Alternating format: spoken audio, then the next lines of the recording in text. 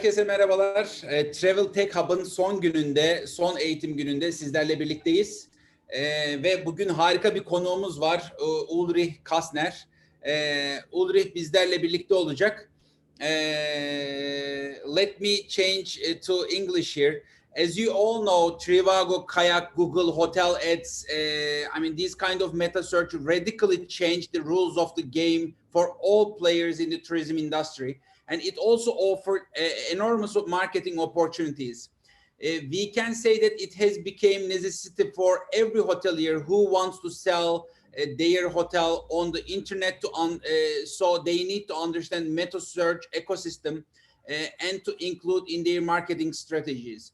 For this reason, today, this title should not be neglected. In order to have a general understanding about this, we have Ullrich Kastner here, one of the most competent names in this field. So once again, Ullrich, welcome to Hotel Linkage organization, Travel Tech Hub, and it's always really honor for us to welcome you here and listen to you. We are learning a lot from you, and we with you. How are you?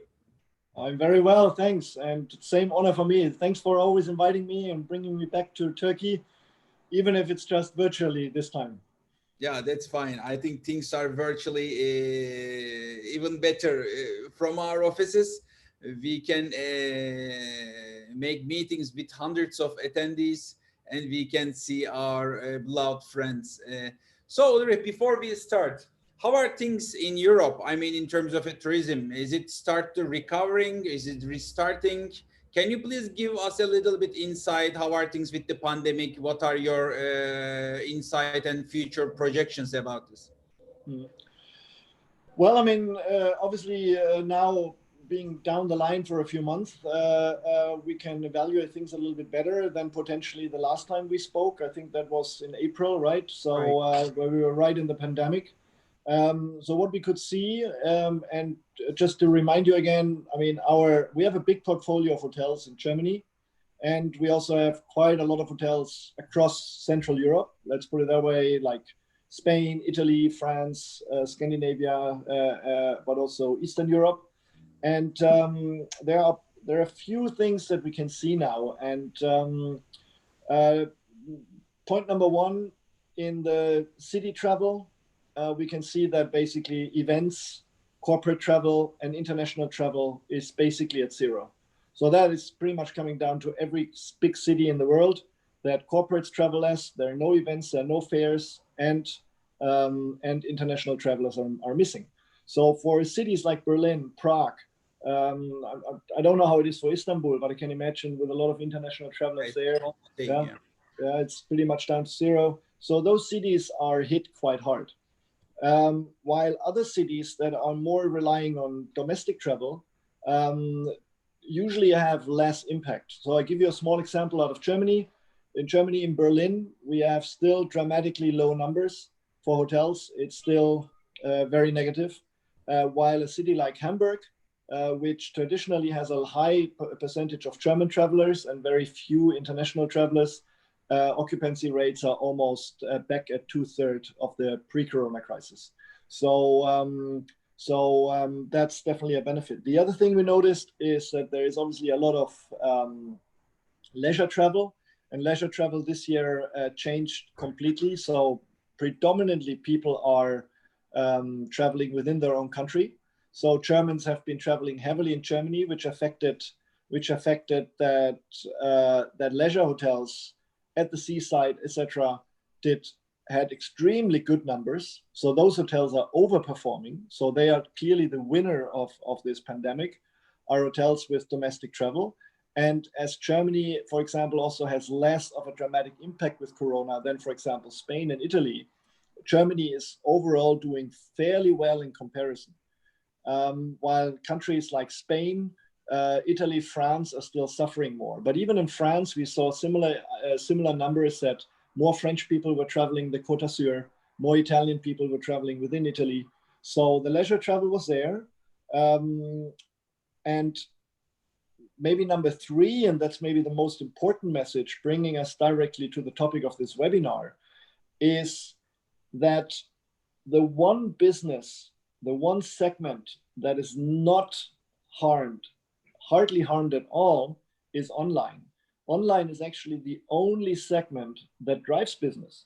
So if I go to my hotels in Berlin, if I go to my hotels in Hamburg, the business that they get is coming through online segments. So what's happening there? So for example, if you're a leisure hotel in Germany, usually your segments are online, tour operators, and groups. So if people go on holiday and they're not traveling in a group anymore because of Corona, they still travel, they still go on holiday. So how do they book? They book online. So all the group bookings shifted towards online. Then the same thing with tour operators. Tour operators basically came to a stop. People hardly booked through tour operators. So where did people go? They moved to online. So online is benefiting big time from other segments. Still on low volumes, right? Because demand overall has decreased. But of the demand that is existing, online has clearly increased the market share. In the cities, it's the same picture. The hotels that we have, I give you an example from a hotel in Hamburg. They usually run on a 90% occupancy rate. Around 30% is corporate, around 30% is groups and meetings, and around 30% is online. Right now, the occupancy rate is around 50 to 60%, but it's only online. There are no other segments. So online, actually, from the hotel in the total number is still at half of the business of before, but online is actually almost twice as much than before. This is very important. So Ullrich, sorry, I really want to emphasize the importance of what you are saying, because you are saying, I think, really, really important stuff. So I think what happening is, you know, before pandemic, all these technologies like Zoom was there, like Skype was there. So what changed? I mean, the people are saying that the digital after pandemic, the new world come with digitalization, but it was already there. So what changed is only people start to use it. And people like my mother never used this kind of technology, learned how to do that because she's quite old and she couldn't go out, but she still want to talk with us. What happened was, most people who are below 30 years old, 35 years old, already was using it, but people who are above 40, 35, depending on country, also start to learn this. So like that, I think it will stay there because Zoom is very comfortable as well. So now, you know, you came Istanbul a couple of times to join our conference, and I know that travel and seeing new cities are fun. But when we consider now, hundreds of people are watching us now through YouTube and this Zoom, and which is fine because in our events there were only 120 people, while we have more number here with zero cost. And you are sitting in your office and I'm sitting in my office, and we can easily create same impacts without spending any money, and like in very comfortable area. So what I'm trying to say is this is comfortable, and people are also sitting in their home, they are drinking, they are eating, so if they want to go restaurant they can go without bothering anyone. So it's comfortable. So I think it will stay here. It's the same, I think, for tourism industry. People are, this is very important, as you said, people are shifting from tour operators, from group segments to online. And as far as I understand, they also understand comfort of this, because it's very easy to and comfortable to book online. You can see your rooms, you can negotiate your price, you can see your options and book through online. So do you think after this pandemic ends, will this trend, will this behavior paradigmas will continue, or will it change again? People start to book through tour operators, or online will be more powerful after pandemic? Yeah, and that's exactly the point. Like you said, the new normal is that more people book through online from the demand that is there. So the market share of online is increasing, and therefore this is going to stay. People will not go back. Most likely will not go back, and so potentially players like Booking.com even have a bigger impact. And now the consequence out of that is, for example, if you're a hotel in Antalya and you relied with, I don't know, 90% of your occupancy through tour operators in Germany or in Russia, this is going to change because these tour operators might go out of business. Maybe TUI is going to survive, but lots of smaller tour operators might go out of business, and they will never recover. And so therefore, being visible online is even more important than ever. And now comes basically the message of today's webinar is, don't let the space don't give the space exclusively to the OTAs. So don't give it to guys like Booking and Expedia only, because it will drive you in the next dependency, like it drove you potentially with your tour operators. And try to establish a more directly driven distribution policy. So where your own website is putting more emphasis, right? And it's putting more importance. So, and there's a chance. But to do that, you need to understand how online works, and you need to understand how you can get people to your website, right? Because if you don't do online marketing, and this is what it's basically all about today, it's more about online marketing, but MetaSearch being an important factor, is that you become visible, that people can find you. Because if you don't get found, or if you're only visible on Booking.com and Expedia, your cost per room night is going to be extremely high. Exactly. So now we discuss and we about your thoughts about pandemic, and we got some insights about current situation from you. Thank you for all that. And as you said, online became more important every other day. And first, we need to make our online segments ready. And the second, we try to get more bookings through our website or direct channels to optimize our revenue. And I believe MetaSearch are a big part of this game. So what are MetaSearch? Ullrich, let's start. Yes. So what are Okay. MetaSearch? Let me do a little bit of screen sharing in that Sure. case. And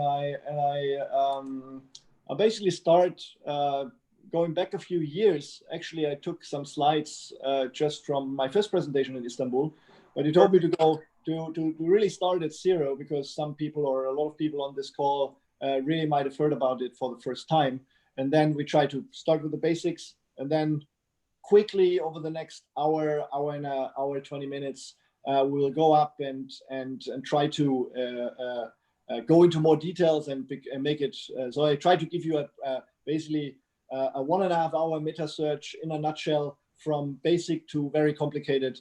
And whenever it becomes too complicated, you can always interrupt me. You can always write on the chat. If you have any questions, feel free to write me on the chat, and I'm happy to stop. They can use Q&A session, Ullrich. We have Q&A session enabled in this webinar. So if anyone wants to ask any question, they are more than welcome to ask it through Q&A icon at the bottom of their screen.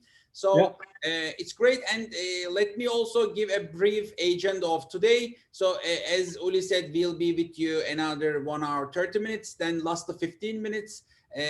All our advisors from universities, our professors will be with us, plus all speakers of the last 5 days will be with us. So we will close this Travel Tech Hub, one of the first events that took 1 week about travel technologies in Turkey, and thanks to our all speakers and advisors, they make it possible. So we want to thank them, and we want to close this event together with all of them. So at 1:15 they'll join the conference, and we will close this perfect Travel Tech Hub event for August. So perfect. Okay, let's get started. Okay. I mean, you already introduced me, but just to give you a very brief, this was years ago when I was still looking young and healthy, and still wearing a shirt. And nowadays in home office, you sit here with a t-shirt and you look very different. But anyway, my background is that I basically worked in several years in different hotel chains, Hilton, Accor, and so on, and was always responsible for their direct business. But I also worked on the dark side of the power. So working for OTAs, working for TripAdvisor, Trivago. So I also saw that side of the fence and understood how those guys make money with hotels. And my question is always, why are we actually talking about direct sales? Why are we talking about driving business through our own websites, right? And yes, it's a complicated business, because having a website, managing a booking engine is complicated technology, and you need a sophisticated software to do all that. But if you have a website and if you have direct bookings, you still need to make marketing for your website, because if you have a website, it's like a supermarket, right? If you don't make marketing and nobody comes to your supermarket and buys, then there's no transaction. So a website without marketing doesn't make sense. Another question is, why direct sales? Is when I look back, I don't know. I mean, in potentially in Turkey, in certain areas, in the leisure part, it was different 20 years ago or 30 years ago. But in the cities in Europe, 30, 40 years ago, actually around 40 to 50% of the business came directly, because people were calling, people were writing emails, people were sending a fax. So theoretically, this business was right? Even letters. And letters, yeah. So people were actually booking directly, commission-free, into your hotels. Now, with the rise of online and also with a financial crisis in 2008, that also changed the landscape quite a bit. More and more people were driving away from direct offline, moving from offline to online, but also moving from direct to indirect, right? Because when they moved online, there was no direct option. They more or less had to book through Booking and Expedia. So all of a sudden, direct business, and I think there's also market research where you can see that direct business on telephone and website, on telephone and fax and letters decreased, and it almost decreased from 40% down to 15% in the last 15 years. And those 25% loss moved more or less directly into Booking and the OTAs and not into the hotel website. So that was quite a dramatic impact, because all of a sudden, 25% of the business you had to pay commission on where you didn't pay commission before. And that is obviously an impact on the cost structure. So now comes the main question again, why do we need direct sales? And the answer is quite easy. It's all about profitability. So we want to be more profitable, right? It's not about top line. It's not about revenues. You can drive revenues through Booking. You can drive revenues through Expedia. It's no problem. But they might cost you more than getting bookings through your own website. So it's all about profitability, right? Anything you do when you run a hotel, it's all about profitability. And obviously the second thing is growth, right? If you want to have a successful business, you need to grow. In Corona, we could see that obviously if growth comes to an end and stops, impact can be dramatic because of your fixed costs, because of your labor costs, because of your rent. All of a sudden everything breaks down. So the whole industry is always based on growth. So you need to be profitable and you need to grow. And I always make that assumption that out of these two factors, you kind of like can calculate a company value. So you can say, okay, how much is my hotel actually worth? How much do I actually, if you ever plan about selling your hotel, yeah, people will have to evaluate you, and they will always evaluate you based on your growth and your profitability. Some companies out there, like Twitter, they got sold only because of growth. They never earned a single dollar, but they got a high company evaluation because they were growing so fast. And if you don't grow fast, you need to be profitable. And ideally, you are both. And that creates a company value. And then I'm always looking, and I'm always having these stock charts just to give you a bit of a grasp. This is obviously leaving out the Corona numbers, but when I look at a stock from Starwood or Marriott today, yeah, their stock price, let's say between 2005 and 2015, was basically not really going anywhere. It was a little bit going up, down, up again. But if you invested $1, you maybe got $2 out of it after 10 years. So from a stock increase, that's not really impressive. But if you look at Priceline, for example, in the same period of time, when you invested $1 in 2005, you got not $2 out of it in 2015, but $1,000 out of it. So a company like Priceline completely outgrew a company, any hotel company in the world. So now you need to think, what are these two guys doing? I mean, what is Priceline doing and what is Starwood doing? how do they earn their money? I mean, in the end, they all sell hotel rooms, right? And that's what we do. We sell hotel rooms. So why do people evaluate Priceline on a much higher level than the actual professionals that we have out there, right? The hotel chains and us, we are the professionals. So if anyone is capable of selling a hotel room, it should be us. And then there comes a company from Holland or Netherlands, only with IT people, no knowledge around hotel business, building up a website, and within 10 years, they are 1,000 times bigger than before, and much more profitable and much bigger than any hotel company in the world. I mean, if you look at the value of Priceline today, I think it's somewhere at $80 billion. $80 billion. This is more, if you put up all the major hotel chains together, they are still less valuable than Priceline as a total. And that just shows you how important online is, and how investors and people, I mean, say, look, who's capable of doing a good job? Investors actually look at it and say, I rather think that an IT guy from Amsterdam does a better job in selling hotel rooms than a hotelier somewhere in a hotel in Amsterdam. And that is a pretty devastating statement. And when you look at the last 10 years, Priceline was going up and our own business didn't really profit from it. So that is obviously something where we should think, okay, how can we sell hotel rooms? So if you want to sell a hotel room, it usually comes down to 5 factors, right? So these 5 factors, and the most an important factor in most of the time is price, right? If you have the right price to the right time, you're going to sell. And if you don't have the right price for the right time, you're not going to sell. And so you need to get your price out into the world. So you need to get the systems, whatever systems are out there. So the next thing is you need to be available, right? Easy question. I mean, I have similar things in leisure hotels in Germany.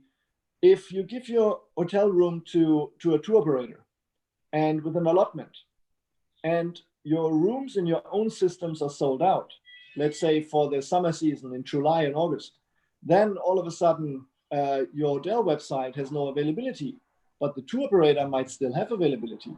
So that is obviously causing an issue, right? Because then someone else can sell a room that you could potentially sell more profitable. So having availability out there is almost as important as price, right? So not being available on your website while being available somewhere else is usually hurtful. In the end, nevertheless, it all comes down to technology, right? Because technology is the enabler of everything else. Technology today is the enabler of price. Technology is an enabler of availability, but also of content and payment, of everything. If you don't have technology, if you don't have a booking engine, if you don't have a website, if you don't have a reservation system, you're not capable of doing any of this. You're not competitive, right? Priceline is not a hotel company, it's a tech company. And because there's such a scalable technology, they are so successful. So there you go. Technology stands at the beginning of everything. And shouldn't underestimate the power of content, pictures, text, static content. So I'm talking about the message of your hotel, your corporate identity, your USPs that you have. You also need to have good content. So even if you have no technology, even if you have no prices and no availability on your own website, you still need content, right? You still need to have stuff about your hotel somewhere out there. Otherwise, people are not convinced coming to you.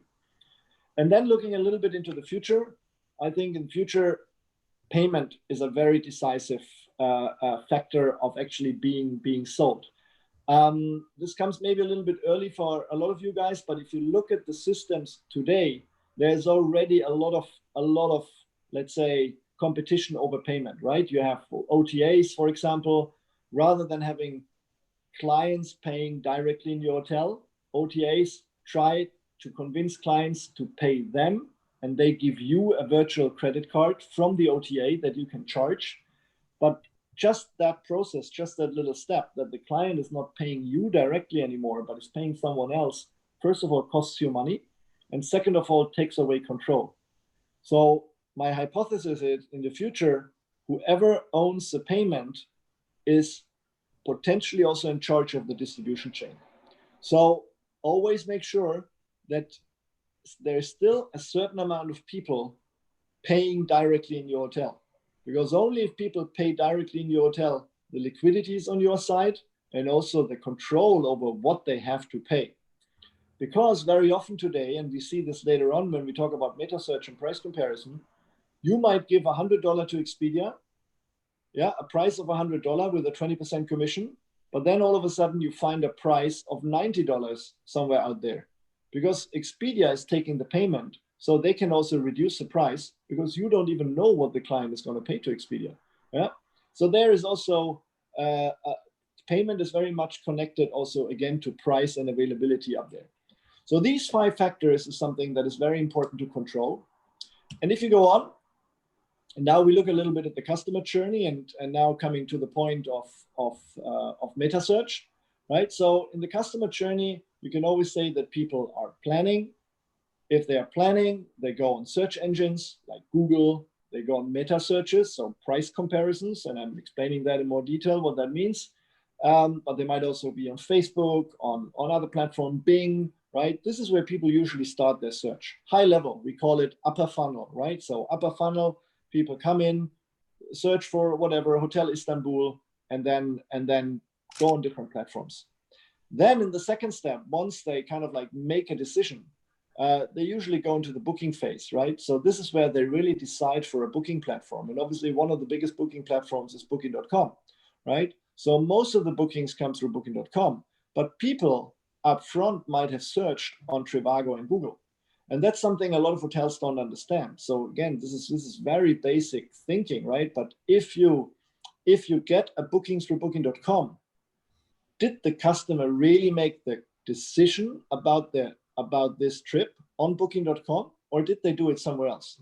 Did they maybe search on TripAdvisor and on Google, then made a decision, and then just clicked on booking.com to make the final transaction? Yeah. But if you, what is in the chat? Yeah, I included a Turkish brand. Yeah, exactly. That's what I thought. Really, just to clarify one point here, maybe it's also important for our attendees to understand. As you said, there are some stages where they make some search, you call it planning, and they use Google, Bing, another kind of tool. But you also mentioned it, but can you please explain more about, because as you said, hotelier need to understand it. Most of the people who book hotel doesn't make their investigation on Google, but they do it in booking.com. Maybe they do their first search in Google, but then they use Booking, Expedia, and other OTAs. I call them a vertical search because they do the same thing, but they do it for only hotels. And as you said, they may give their decision about where to stay while they are making their search through these OTAs, right? Yeah. I mean, can you please? Well, and now we need to look a little bit. Obviously, there's a general mistake of making wrong assumptions on how customers really use the internet, right? Many people take the assumption of everyone does it the way I do it, right? That's definitely not the case. So there are very different user behaviors. There are, for example, let's say if you go back 10 years, 12 years, literally most of the searches started on Google. And Google was kind of like the big funnel at the top where people started. And then from Google, they were searching, and then they were going to booking.com or to Expedia, or maybe even going to TripAdvisor, and then going back and forth searching. And then at some point they made the transaction. But if you asked booking.com 12 years ago or 10 years ago, how many of your clients actually come directly to booking.com without going anywhere else before, it was not more than 20%. Right. So 20% of the people came to booking.com. The other 80%, booking.com had to buy. They had to buy it predominantly from Google, but also from platforms like Trivago and TripAdvisor, so meta searches. So Booking was driving a core business from these platforms, traffic getting to booking.com, and they had to pay for that traffic. So they take the commission of you and reinvest it on those platforms. And if you pay them, let's say 20% commission, they take half of that commission and invest it in Google to get traffic from Google. Over the years, it nevertheless happened that Booking.com noticed, oh my God, I have to pay Google again and again and again. And Booking is spending up to $5 billion a year on Google, right? So this is quite a heavy investment. I mean, these are huge numbers, really. Huge numbers, right? This 5 billion, these are 9 zeros, yeah? 9 zeros. Yeah. On average, Booking.com spends €5,000 on every property on Google advertising a year, right? This is massive, right? Because if you say they have 1 million properties, right? And they spend 5 billion, it's €5,000 per property per year on Google AdWords. The question is, how much does every hotel on this call spend on Google AdWords a year on their own website? Booking might spend more money on Google for your hotel than you spend yourself for your own website. And this is quite crazy. And why do they do it?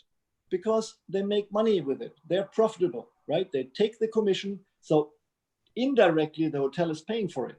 The hotel doesn't pay to Google directly, but they pay to Booking, and Booking goes to Google. So my job, when I was working for hotel chains like Hilton or Accor, I was actually looking at what is Booking doing, where is Booking active, and Booking was mainly active on Google and on MetaSearch. And then I thought, can I go there directly? Can I take my hotel and put it in the Booking funnel and connect it directly to Google or directly to Trivago? And this is what we are talking about today, because in the end, we are currently, I always call this is a supply chain, right? So there's a supply chain coming in, let's say simple, from Google or from Trivago to Booking to you. So a hotel room is booked, Trivago earns money, and Booking earns money.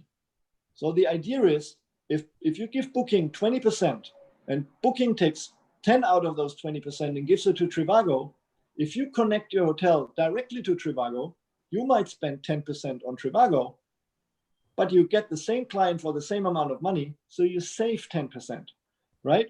And those 10% are profitable, right? This is profitability. So you're shortening the supply chain.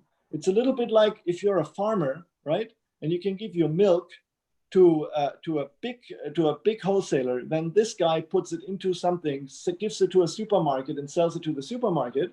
You could also try to sell your milk directly to your neighbors. You make more money on your milk, right? As a farmer, you have more problems because you're depending on logistics. But as a hotel, we don't have logistics. We can sell our rooms anywhere. All we need is to be visible on the right channel where people search. And the second thing we need is a good technology that enables us to do so. Because we have a bad technology, then the whole thing doesn't work. But I'm coming to that in a minute. So basically, really the idea is to identify what channels are people actually searching for and searching on, and where can I make marketing to actually get people on my website? And the simple answer is try to be active where Booking.com is, because Booking.com are experts on online marketing. So if you can see an advertising of Booking.com somewhere, you most likely can be successful on that platform as well. You might see that Booking.com is doing very little advertising on Facebook. So maybe Facebook is not the perfect channel for a hotel booking, or at least not the most profitable channel. But you can see that, and we can see this in a minute, that Booking is almost active on every meta search in the world, and also on Google, obviously, on all aspects. And therefore, my idea when I founded my hotel shop was, hey, can we connect more hotels to MetaSearch directly with their own website, right? So that's basically the logic behind this, to get your own brand, your Dedeman or whatever, or also your individual hotel directly connected to those platforms up here, and cut out the middleman like Booking.com and Expedia. Get the same amount of bookings from here straight into your hotel for less cost. That is basically the basic rule behind online marketing. You will still have to pay money, but potentially less money than going through Booking.com. But you need technology, you need knowledge, and you need to be willing to take risk. And that is something I'm going over right now. So let's talk about MetaSearch, right? So if you look at different meta searches, Yeah, and I can always say, okay, who's MetaSearch? Yeah, is it a superstar or a passing comet? Right? I'm always like, yeah. But by now, 10 years later, MetaSearch went through a lot of up and downs, right? Because MetaSearches had very good times 5 to 6 years ago, and they were growing heavily. But right now, through Corona, it's actually interesting to see how all of these guys are doing. Totally speaking, we talk about 3 or 4 platforms today. We talk about. We have one question. Actually, it's the right time. I was expecting right time to ask this question. Maybe Yeah. it's confusing. In your previous slides, you put Google in a couple of stop and phases. So one of our attendee asked if Google is meta search engine or not. Can you please help our attendees to understand what is Google? Google is Yeah. everywhere. Yes, I'm gonna start with Google in a minute straight away, because Google is maybe the most complex player, right? Because if you look at this chart, today, you could also say we can take all of this out, yeah, and take this out, this out, leave this here, take this here, put this here, and put this here. If you look at Google today, this is the future of Google. Yeah, you go on Google to plan, you go on Google to book, and you go on Google to write your reviews. And then people go back to Google, read the reviews, plan again, book again, and that's the whole chain. And if I look at this chart, this might very well be the future. So what's happening here is, and this is pure, let's say, economical dynamics. Booking.com spends 5 billion on Google. That means that Booking.com still makes 5 to 10 billion a year on commission, right? They make 15 billion and they pay 5 out of that to Google, and 10 stays with them. So Google says, if I become an OTA, I might earn all 15 billion, right? So if I go into the booking funnel and if I control this area and I push booking out, I get all the money, right? And this is how these people always work. They always try to cover all levels of the supply chain. It's pretty similar with Booking.com. Booking.com is noticed, oh my God, we are paying so much money to Google.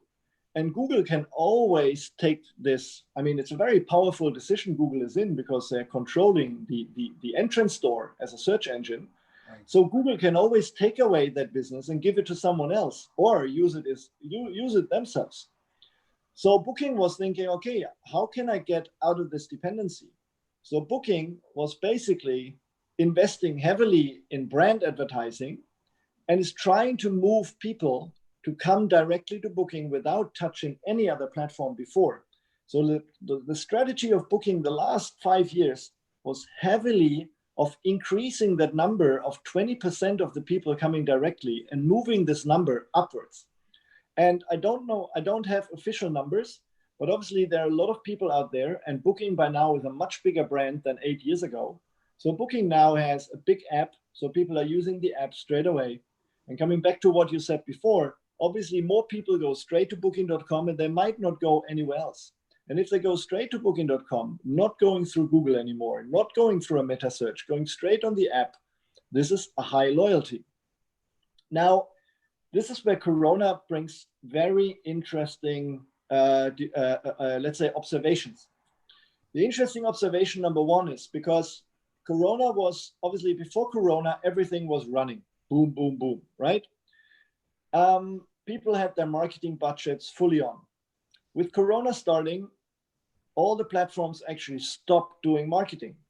Booking stopped marketing, Expedia stopped marketing. And Trivago, for example, I mean, Trivago was running TV advertising heavily everywhere, right? I think even in Turkey. And so if you invest money in brand advertising, so always pushing your name, I mean, when you do a marketing course 1.0, you learn that if you invest money in your brand, the idea is that you invest a lot of money upfront to save a lot of money years later, right? Because people remember your brand, and at some point you don't have to pay for people anymore because they become loyal and they stay with you, right? This is the concept of brand marketing. Invest a lot of money today to save a lot of money down the line. So now, interestingly enough, for example, if you look at Trivago, we could see that Trivago stopped completely their advertising until June. So there was no advertising around Trivago. So you could say, and I'm making up these numbers. These numbers are not correct, but I mean, if let's say if Trivago has 1 million people on the website, right? And with Corona, it goes down to 0, right? Because there's no demand. And then if demand picks up again to 200,000 people, but on the website, there are not 200,000 people, but just 20,000 because all of a sudden there's no more marketing. That means that only 10% of the people are really loyal customers. The other 90% weren't. So, and that is something we notice, for example, specifically with Trivago, but also with other platforms, that their brand is actually not that strong. So once demand picked up again and they didn't do marketing, their traffic didn't go up. And that shows me that brand loyalty on the internet is very, very low. And exactly. that people... And Ullrich, and this is something very important for hoteliers to understand, that how these kind of OTAs, MetaSearch, and other platforms are stealing customer from hotel, because most of the time customer really don't aware where they book. They really want to book through, let's say, for Mercure Hotel and or Dedeman Istanbul Hotel. They type Google Dedeman Istanbul, but since they spend more money on ads, as you said, somehow they go to booking.com. If, as you say, if maybe the Dedeman Hotel manage that space professionally and spend some money and manage it properly, maybe client will go through them. So this is, as you said, very, very important. The people just don't go Trivago or booking.com because it's Trivago or booking.com, or because they see them in the internet when they make search. Yeah. Generally, and I just read also the comment on the chat where someone says, look, if Google takes all this, then Google will become a problem, right? Because Google becomes so big. And now comes maybe the main message for me. And this is, again, still, we haven't even touched MetaSearch in detail yet. But overall, what I want you to understand is that there's a search behavior from planning to booking, and there is a choice that people have, right? So people can make choices on the internet. They can go to different platforms. And if there's no choice anymore, if there's a monopoly, then the hotel's going to have a big problem, because if all the business comes through one channel, you have no negotiation power, because this channel can take more commission, and you will be completely relying on that channel. So the important thing is to have a choice, to have a portfolio of channels. And the second thing is, it's like not just work with booking.com, but work with Booking, work with Expedia, work with HRS, work with lastminute.com, right? If you have more than one OTA, you have a choice, and then you can negotiate. If you have only booking.com, you cannot negotiate. And it's the same thing on the online marketing. If you only have Google, we have a problem. But generally speaking, today there is still a choice. And then you need to understand, do you need someone that you pay for planning and for booking? Or can you go with your own website straight? Like I said, can I go straight here with my own website and get the people in an early stage and therefore save money? So you need to make the competition on the horizontal part, and you need to make the competition on the vertical part, right? And this is what you need to understand. It's a bit abstract, but it's quite important to understand that. And the less logos you have here, the less good it is for you, because that limits the choice. And if you look at big players are always trying to cover the whole supply chain. That's not just in the hotel business, that's everywhere. If you look at Amazon, it's the same thing. Amazon is creating a marketplace where everyone goes. Then you might connect as a small market. Maybe you're selling, I don't know, a good friend of mine, he's selling kite surfing equipment. So he's connecting his online shop to Amazon, and Amazon is providing business to him. All of a sudden, Amazon notices, oh, I make a lot of money with kite surfing equipment. So Amazon starts selling kite surfing equipment themselves. So the business of my friend is going out of business, but Amazon is still selling kite surfing. And that's the problem with big market dynamics. And this is why, for example, the American Congress has invited Apple and Google and Facebook, because these people are getting so big and so strong that they become monopolies controlling complete markets. That is something we need to learn. It's everywhere the same. But as a hotel, the question is, what can I do as a hotel? So always try to have choice and always try to keep the supply chain as short as possible. Try to be most direct with your customers as good as you can, and try not to have 3 or 4 or 5 middlemen between you and the customer, right? So now we are moving over to the let me stop my screen sharing for a minute and share my live screen. Hold on. Sure. Where am I? Here. So now you should see my browser. So now go a little bit into what is actually Google doing, and what is Trivago doing, and what is Kayak doing, and what is TripAdvisor doing. Because in the end, these guys are not transactional platforms. You literally, you cannot book a room on Google, you cannot book a room on Trivago. Yet, let's put it that way, or normally not. Let's put it that way, because there are already changes happening. Those platforms are platforms where people enter a search and want to get a result. And like the name MetaSearch tells you, it's about price comparison. It's about not offering just one price, but various prices from various platforms. If you go on booking.com, you get only the prices from booking.com, right? There might be Booking Basic, which is a different source, but still you are on booking.com and the booking happens on booking.com. If you go on Trivago, this is different, right? So here, you might enter the search. Let's go for Istanbul. Yeah, let's go for one night in thing, and you get a result for different hotels and apartments on Trivago. And let's start with Trivago maybe first, because Google is the most complicated. So I leave Google for the end, and I start with Trivago and TripAdvisor and Kayak first, because they are all three quite similar. So on Trivago, you can give in a search. You have a date, amount of rooms. Yeah, and then you basically can also have certain filters, and then you get a hotel list. And here we always need to consider that we have. Oh, hold on, there's an ambulance passing by. Okay, now it's better. Yes. Oh, more ambulances. Okay, let's hope the background noise is not too bad. Let me quickly close my window. One sec.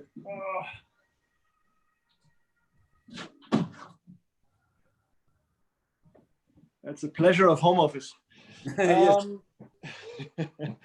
So when you go on a platform like Trivago, there's a search result like you usually have, right? So you have a hotel, you have a picture, you have a name, but then you have a price comparison, right? So there's not just one platform, but there are various platforms. So we always call this there's a vertical search and a horizontal search. So the vertical search is the result for Istanbul. So this is the hotel listing, right? So all the different hotels that are coming up under a certain, let's say, listing algorithm. Nevertheless, let's look at the vertical search first, right? Because here there's a vertical search. The vertical search means that you have a hotel and you have different prices for the hotels, and the different prices come from different platforms. So here you can see this hotel or this apartment is selling through hotels.com and is selling through Agoda, right? So this is a vertical search. So meaning you have one hotel and you have various prices on one hotel. And then there is a question of who's coming up, when, and why.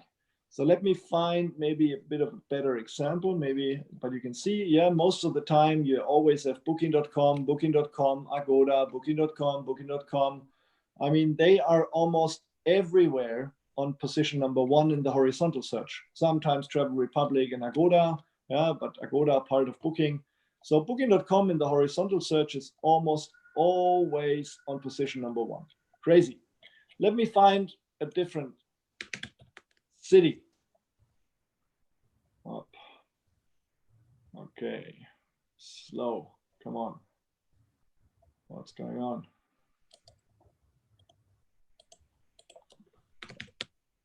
Now. Okay. Let me look for Hamburg. So here in Hamburg, slightly different. I chose Hamburg because we have a lot of clients here. But here in Hamburg, you all of a sudden see Hotel Hafen Hamburg, and here you see hotel website, Premier Inn, hotel website, Melia, hotel website, Apartello, hotel website, NH, hotel website. So almost, this is the first hotel where the hotel website is not coming up, but they actually also have the hotel website live. Yeah, Sofitel. Here you have another platform on position number 1, and the website is not on position number 1. But you can see that for a lot of hotels, the hotel website is showing up. So what's the difference to Istanbul is that more hotels are already connected to Trivago. So if you ask how this is going to work, this is exactly like I mentioned before. You need to have your prices and your availability of your website directly connected to those platforms. And for that, you need technology. Here, Ullrich, I really, as far as I know, Trivago and other MetaSearch, first mission was to show cheapest price for end clients. But as far as I see now, they highlight some other channels, even it's more expensive. So did they change their algorithm? Because I see that cheaper price, but they're not highlighted in green. So what is the reason? So now whoever pay more, will they show on the green section? No, it's an algorithm, like you said. The algorithm has been changed 3, 4, 5 years ago already. The goal of Trivago is obviously to have a price comparison to show the cheapest price. But there is, and there you can see, for example, Trivago always has a top position, and they have also a position for our lowest price. So they have a button for the lowest price, but it's not highlighted. Highlighted is someone else. And the algorithm behind that here are various factors. So, and that's what I mean, that's for the horizontal search. That's the first thing you need to learn is on that horizontal search, the cost per click. So, and this is now the model that we have on these platforms, you have to pay for the click. You don't pay commission, you have to pay for the click. And there's an auction model. So you need to do, there's a bid management behind it. So to become position number 1 for your hotel on Trivago, and by the way, this is pretty much the same on Google and on TripAdvisor and Kayak. So the concept here is, if you want to be in position number 1 on your hotel, with your hotel website, you need to have a mixture of various things. And the most important things are price. So for example, let's take this example here, the East Hotel. They have 98 pounds and the next OTA is 10 pounds more expensive. So if you have a dramatically lower price, this is beneficial to your ranking. But you also need to pay a CPC. So if your CPC is the same CPC, like for example, than Agoda, and if both of them pay €1, but the website is cheaper than Agoda, the website will show up. So basically you could say if the CPC is the same, always the cheapest price comes on top. But it might be that Agoda pays a higher CPC, like in that case with Tablet Hotel. Tablet Hotel is £2 more expensive, but they apparently pay a higher CPC than Sofitel. They show up, they move up. So the algorithm comes together with a mix of different things. But obviously you can say if your price is 10% cheaper, you might save money on your CPC. So you don't have to pay the highest CPC if you have the lowest price, right? You might save for a 5% lower price, you might save 20% on your CPC, roughly, right? This is roughly. This differs every day and on every platform. But with a lower price on your website, you can always get more visibility and paying less. But it also means if you have a lower price on booking.com than on your website, and if you want to become position number 1 on Trivago, you might have to pay much more on the CPC because you also have a higher price. So this dynamic goes in both ways. And not every hotel website is cheaper than the OTAs. And if you have the same price, if you have rate parity, so if Booking and your website have the same price, the highest CPC is deciding, right? So this is roughly the algorithm behind it. So can we summarize it like that? The green sections are the paid sections, like the Google Ads, which listed at the top, and the white areas are the organic search. No, on Trivago, everything is paid. Everything is paid. Oh, yeah? Okay. But the problem is, if you're not in the green section, you're not getting the click. You could roughly say that 90% of the people click on the green button. And Even if it's more expensive. Even if it's more expensive, because it's normal user behavior. People always click on the green button. If people are more experienced, they might look a little bit more into detail, but most people are not experienced. So the point is, we are always trying to obviously achieve to become on position number one. But to avoid that hotels have to pay such a high cost for the click, we always recommend to hotels to have a lower price on the website. And if you go through here, you could also see, this is a client of ours, website cheaper than OTAs. This is a client of ours, website cheaper than the OTAs. Premier Inn, they're not even selling on OTAs. They're just selling directly. Yeah. Here, Apatello, website cheaper than Booking. NH cheaper than the OTAs. So there is a clear strategy with our hotels, but also with many chains, where they say we sell cheaper on our own website than on OTAs. This gives us indirectly more visibility, right? And a lot of hotels are always scared because they say, look, if I sell a cheaper price on my website than on Booking.com, Booking.com is putting me on the last position in the ranking.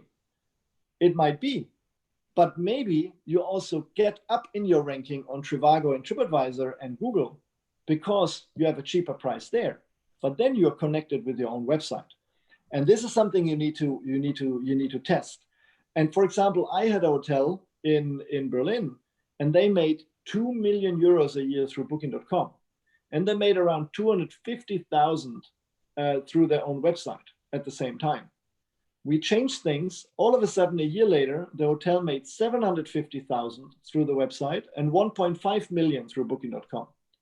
So we increased the visibility of the website, like activities on Trivago, and they lost business on Booking, but we were able to get it back through the website. And the good news was we got it for 3% less costs, because the money they paid for the clicks on Trivago and Google were cheaper than the commissions they paid to Booking. So that's a little bit the sum up. But again, coming back to how Trivago works, right? So you have this horizontal search, and to become, it's very important to be in that green box. And to be in that green box, ideally, best price, cheapest price, and best CPC.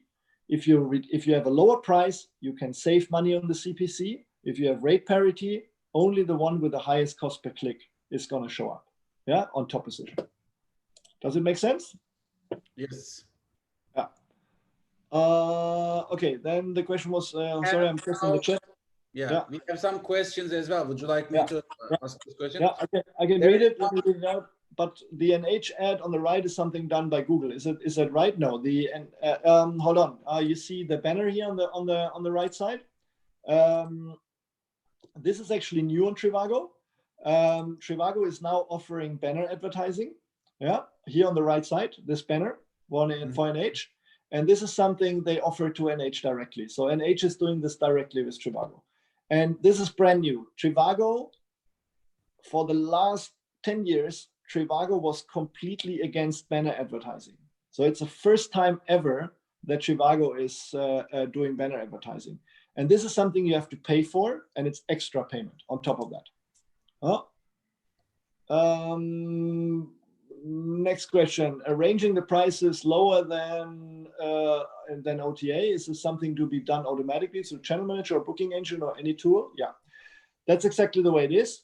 It's something you need to manage through your Channel Manager and through your Booking Engine. So that's something obviously the guys from Hotel Linkage are most likely doing for you. But what we usually do, because you need to see that there are different technology factors happening now. Technology factor number one is connecting you to Trivago in the first place. So that the first thing is so that your hotel website shows up like this. Trivago needs a price of £70 for that date directly from your system. So you need to have connectivity, right? Connectivity is key. So this is something, depending on your provider, you can create connectivity or not. So usually Hotel Linkage clients can provide connectivity because we can help them to connect to Trivago and so on through their system. The next thing is, obviously, to show up, you need to manage your cost per click. Right? So like we said, so cost per click and prices are quite important. So if you want to manage your prices, like to your question, If you want to make a lower price on your website, then you need to put it into the channel manager so that Trivago gets a lower price that is actually bookable on your website. So this is happening in your connectivity. The other thing, the cost per click and the bid management, this is happening on our side. So this is what we are doing. What we are doing, basically, we observe Trivago. We have a lot of data from Trivago on search behavior, on cost per click, on when people search, for how long they search, for which city they search. So our system is basically then putting the right bid. So we know exactly if you have a lower price than Expedia, we can see how much money basically Expedia is bidding. So we can go in and bid a higher or lower price on the bid management. So that's our job, right? So that's the technology on our side. Really, just to give another perspective to our hotels, the calculation you made recently was make great sense to me, because as you said, yes, normally people are thinking that Expedia and Booking spending $5 billion to Google or other platforms. How can we compete with them? But as you break it down, if they have 1 million hotel, then it makes only 5,000 euro per hotel, which is affordable for any hotel. So even 10,000 is affordable for any hotel when they make their calculation and return on investment. So if they think this way, they can see that it can be manageable and doable rather than 5 billion than 5,000. And it makes like 400, 300 per month, which is very affordable. Exactly. And that's usually our experience as well, that most of the hotels, we're not talking about thousands of euros every month, but for most of the hotels, we talk about 500 euro a month, 600 euros a month, producing around 5,000 to 6,000 euro revenue. And if you take 500 euro on Google, 500 euro on Trivago, 500 euro on TripAdvisor, you make 5,000 here, 8,000 there. But the important point is that with 500 euro, you get 5,000 euro revenue potentially, while on Booking with 500 euro commission, you might only get 2,500 euro revenue, right? So, and you're gradually shifting pieces of your business away from Booking into your hotel. And like I gave you the example for the hotel in Berlin, they made 2 million on Booking. Now they only make 1.5 million, and they make 500,000 more on their website. That still means that Booking is an important channel for them, right? It still means that Booking is there and Booking is relevant, and you cannot live without Booking. I'm never saying that hotels can live without Booking, but they might be able to reduce the volume and also reduce the dependency. And that's the important part. So basically, MetaSearches help you to get pieces of the business from Booking into your own business directly. Exactly. Yeah? And as you said, and sometimes people are thinking that I'm spending almost same money to do Google or MetaSearch, but sometimes it's a valid point. But as you said, shortening supply chain has a value, and taking control has a value. In such a crisis, because people who has direct channels and who invested online are doing great business at the moment. It's the same case as you mentioned at the beginning of the program. The hotels invested on their online channel that we talked yesterday events, really making much more revenue than the hotels who are dependent on the other tour operators and never spend or invest to be a visible online. So these kind of things are, as you said, kind of abstract, but it's important for hoteliers to understand it so they can be part of this game and they can build some winning strategy on this. So now deep diving a little bit, because I told you I started with the basics, but now it starts becoming complicated already, right? But in the end of the day, always try to understand it's about visibility. People need to find you, and people need to find you with your own channel, right? You can be live on Trivago without having your website connected. But if you don't have your website connected, like we saw in Istanbul in the example before, then Booking is basically covering all the space. So every search on Trivago for Istanbul is ending up with a booking on booking.com, right? So now the first thing is you don't have to do anything with your website on Trivago, but then no booking will come in through your website. They will all come through Booking or Expedia. But you can still, by the way, even if you don't want to spend money on your own website, you can still improve your ranking on Trivago. Why? Because, for example, at Trivago, you can manage your content, you can manage your pictures and your information. And with good pictures and good information on Trivago, people are more likely to click your hotel.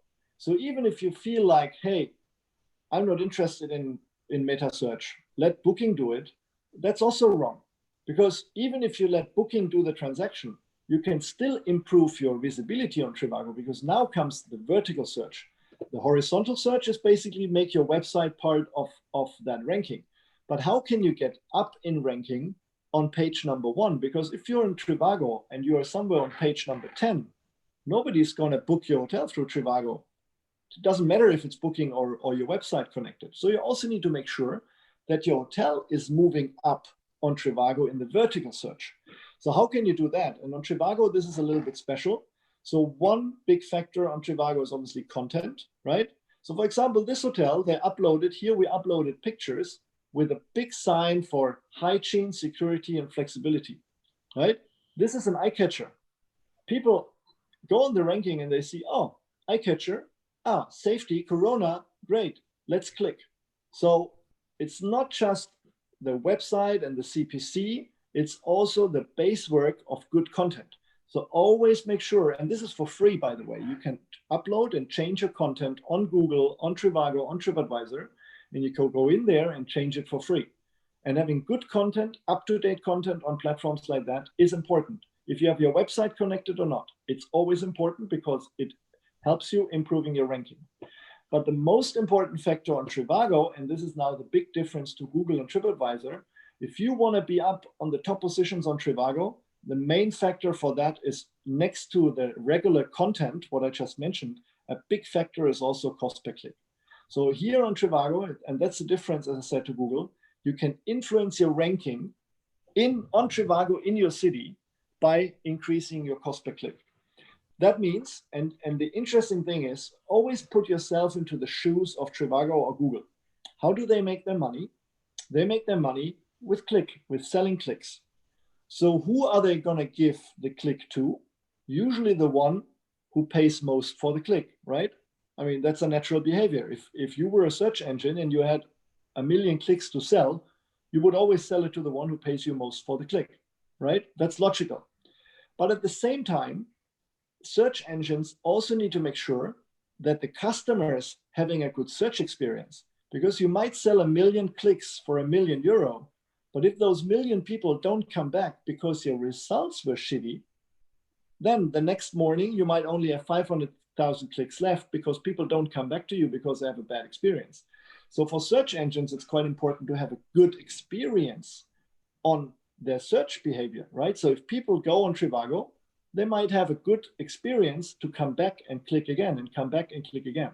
So obviously, very often for Trivago and also for Google and all the other guys, it's very important to also sometimes maybe say, well, I'm not just giving the click to the one guy who pays most, but I'm also factoring in, is the content good? Is the price good? Is this hotel actually a good match for the search? So this is what we call algorithm, right, Ullrich? This is what we call algorithm, right? And by the way, if you go back 15, 20 years ago, right, when we didn't have MetaSearch, at that time, we only had search engines like Google. So we had Google AdWords, we had Yahoo, and we had Bing, right?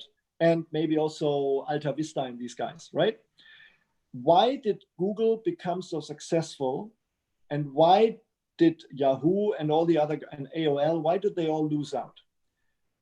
The factor on search engine marketing at this time, 15 years ago, Yahoo and these guys, they always put the one with the highest cost per click on position number 1. They didn't look for quality. They just said whoever pays most comes up first. That way, a lot of people with a lot of money spent a lot of money on the clicks and always became position number 1. But the results were bad. People were not happy with it, because if you go on a search engine and the top is in the first top position on the very top is not what you're actually looking for, you're disappointed and you leave, and then you don't come back. And Google was the only search engine on search engine marketing 15 years ago that had a quality factor.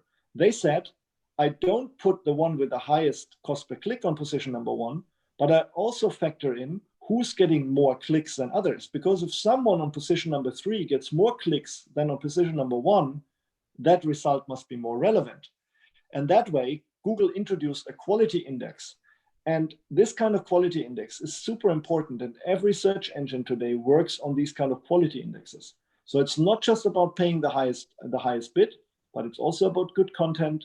It's about good conversion rates. It's about good prices. Yeah, it's a mixture of everything. And it's also, right, for example, if someone searches for a 2-star hotel, but a 5-star hotel is coming up on position number 1, it's also not relevant. But when someone who searches for a 5-star hotel, the same search result is very relevant. So all these things need to be factored in. And that's why you need to understand a search engine is always trying to make the most out of the click, short-term and long-term, right? So breaking it down for you, good content, good prices, having your website live. If you have these 3 things, usually you have the basis ready to be successful. You know? And then number 4, you need to constantly optimize it. It's not a one-time effort. You start and you keep on working on it. And if you're too lazy and if you feel like you're not up for it, then you shouldn't do it. But then always remember, the alternative is only booking.com. Because if you don't want to do it yourself, they're going to do it for you.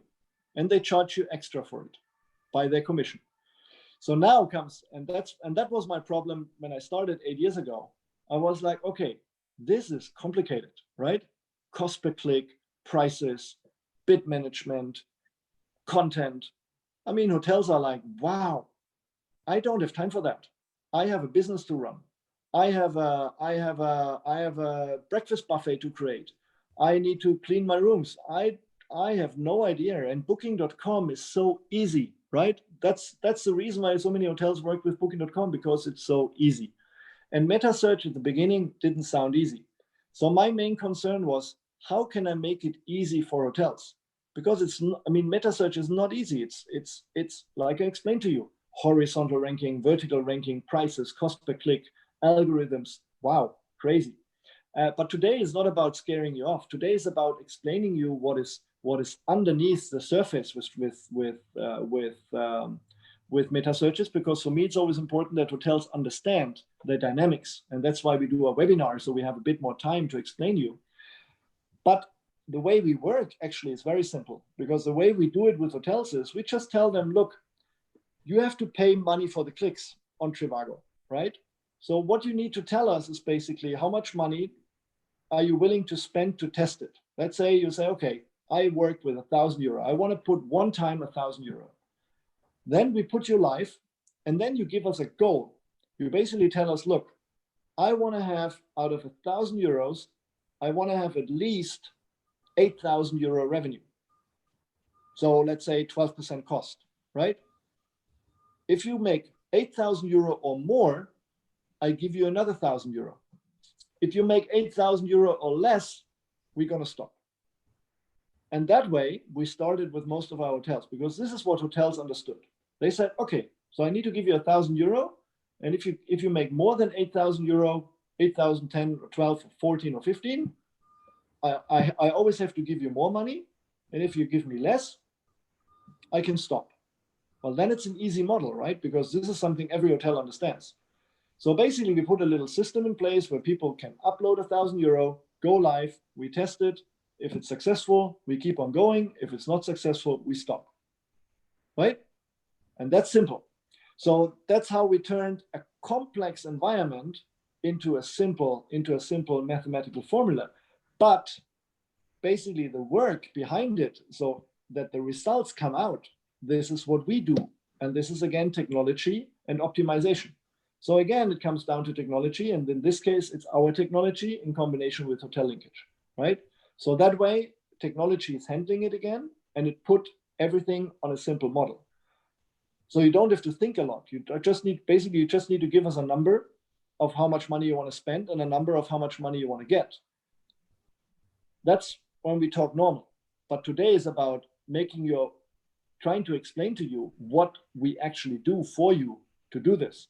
And this is complicated stuff. It's not easy, right? You need a lot of sophisticated development. Just to give you an example, I think at Expedia, when I remember correctly, 2 years ago, 50 people globally, 50 people were only working on optimizing Trivago for Expedia. Yeah. So 50 people plus technology. Huh? So that's a lot of manpower, right? So, but like Aaron said, it's breaking it down, right? So if you want to do it on your own, it's very unlikely that you become successful. But at my day job and at Hotel Linkage, we have a lot of hotels, and if a lot of hotels do the same things, we can be strong enough, break it down by each hotel, every hotel paying €1,000. If 1,000 hotels pay €1,000, that's already €1,000,000. And with €1,000,000, with your own hotel website, we can fight against the OTAs and take away small pieces of their market share. Okay, so that's pretty much about Trivago. So Trivago is literally, right? I mean, you have the search, you have the horizontal search where you can have your website or not.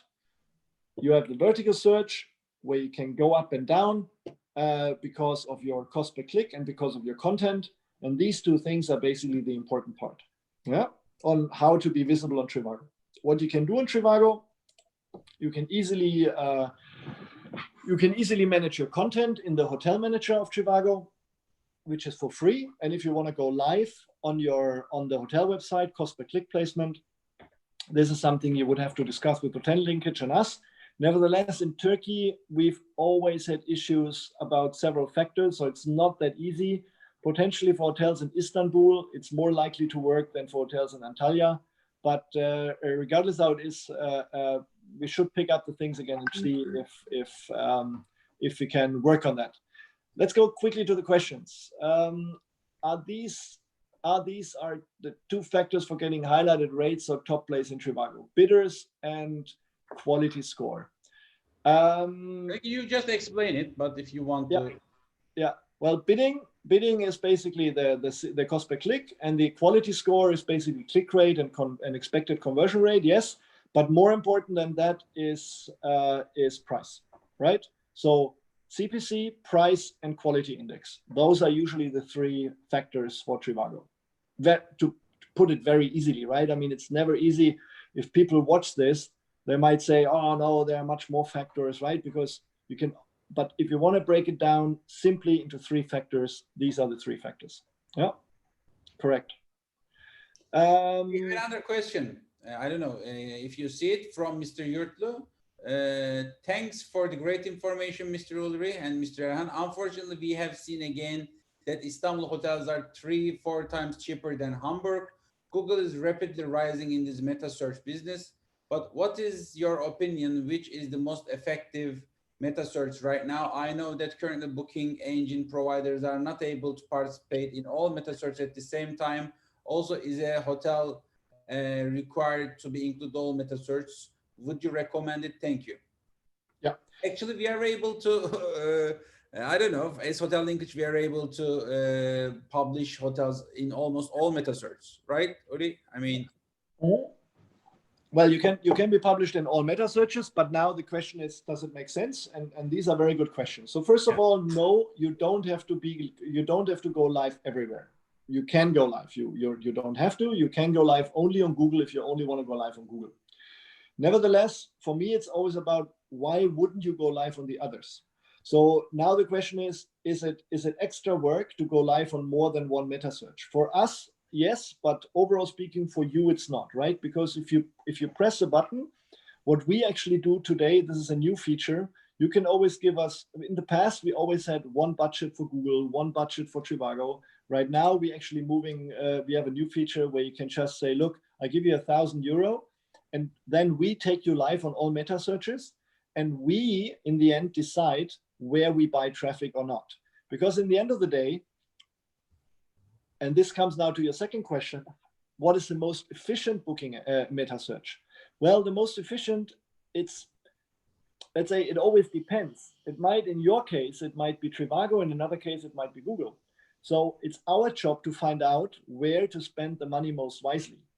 I always say my hotel shop is a little bit like your bank, right? Like your investment banker. If you have 10,000 euro to spend and you give it to an investment banker to invest it on the stock market, and you might say, look, I like risk. I don't like risk. Give me that. And then he does it for you.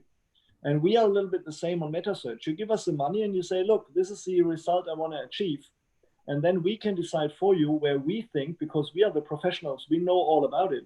So we can decide where to put it best, right?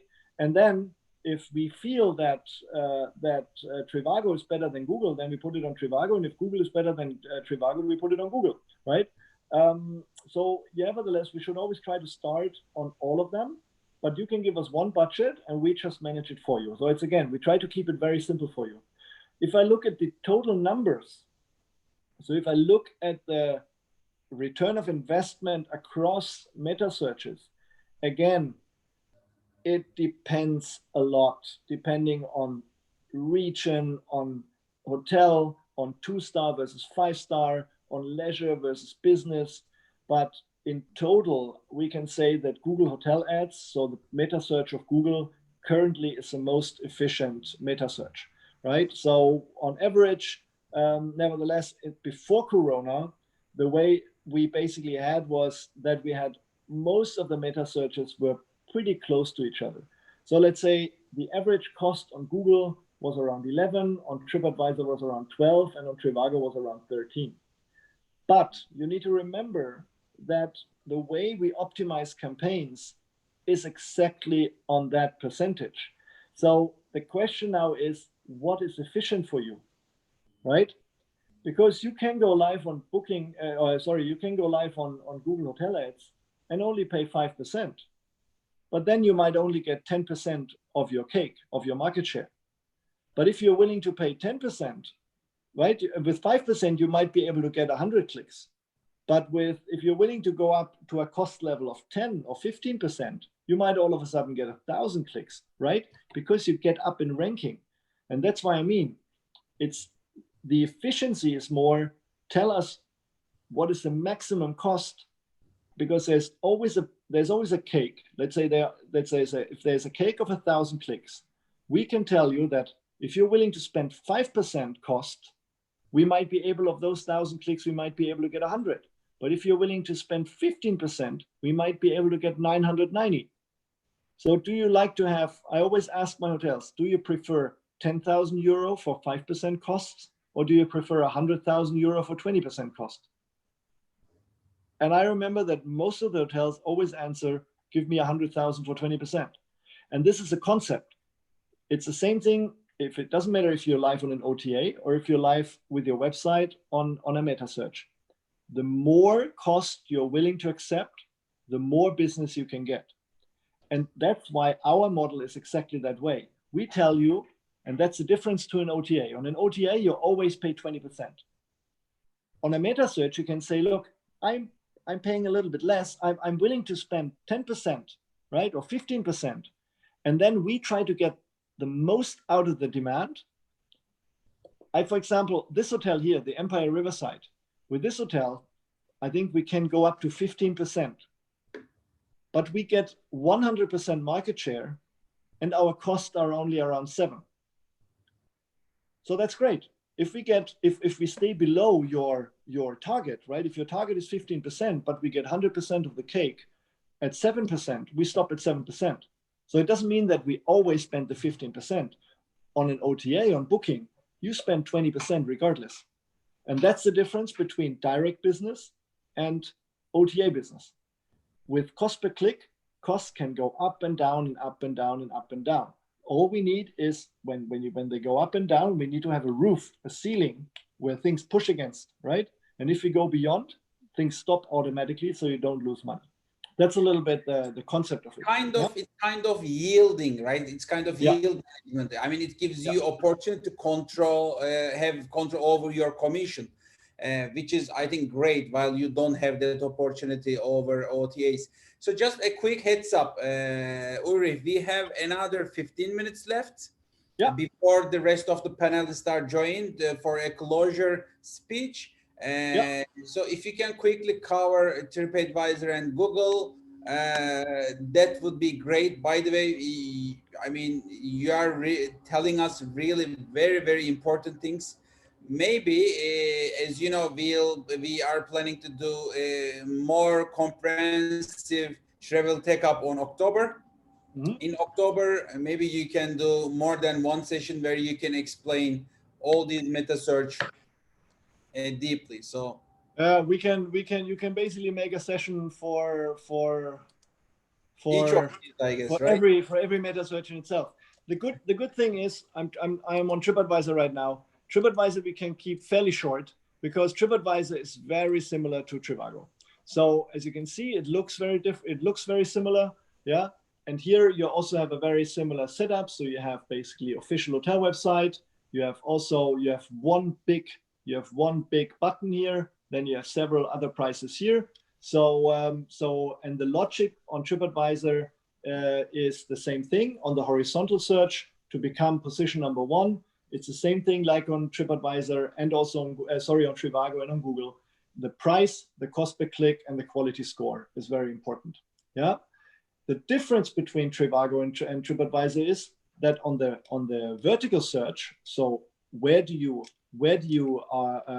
you in terms of ranking in Paris, is very much based on organic content. So reviews, click rates, quality score. You cannot increase your CPC to increase your ranking. That is not possible on TripAdvisor. Yeah. So that's the big difference between Trivago and TripAdvisor, that the CPC has no influence on the ranking of TripAdvisor. The ranking of TripAdvisor is still very much based on content and reviews. Yeah. You mean about vertical ranking, Uri? Vertical ranking. On the horizontal ranking, CPC is important, but on the vertical ranking,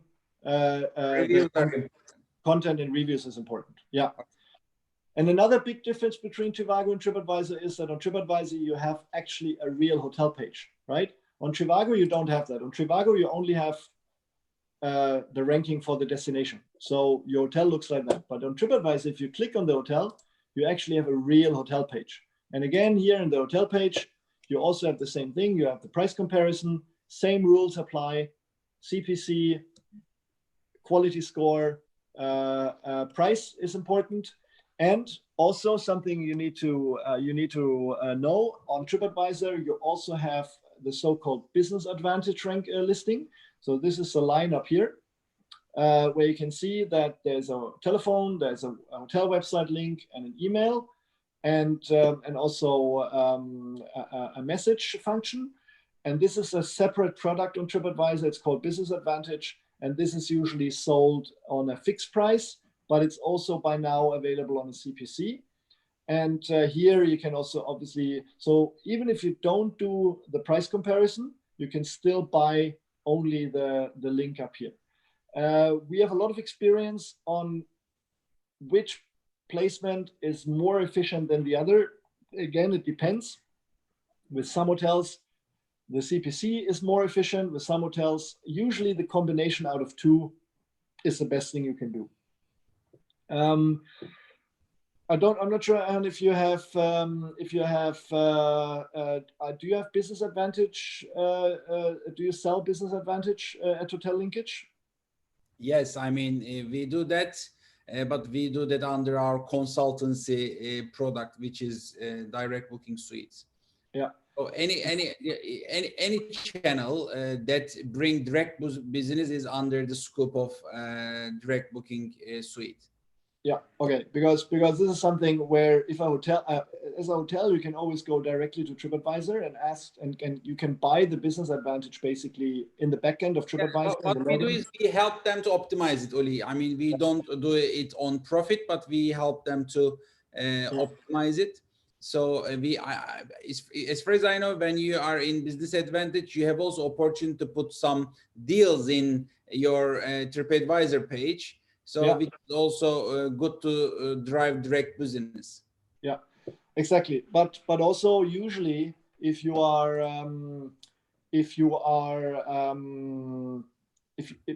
let's say if you're as an individual hotel go to TripAdvisor, you usually get a higher price than if you go through someone like Hotel Linkage or also at my hotel shop. We usually get better prices, right? So the thing is, if you put many hotels together, you have a better negotiation power.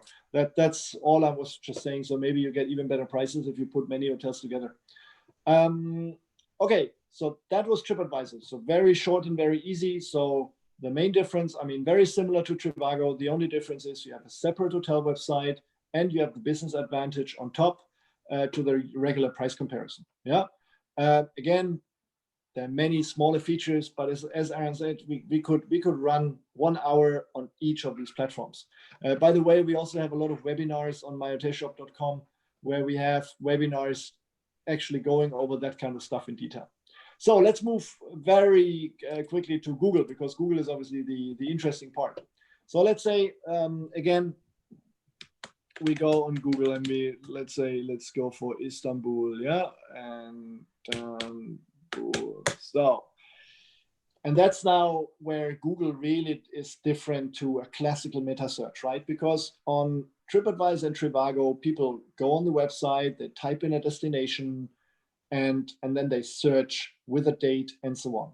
That's a completely different user behavior on Google, right? On Google, people search completely different.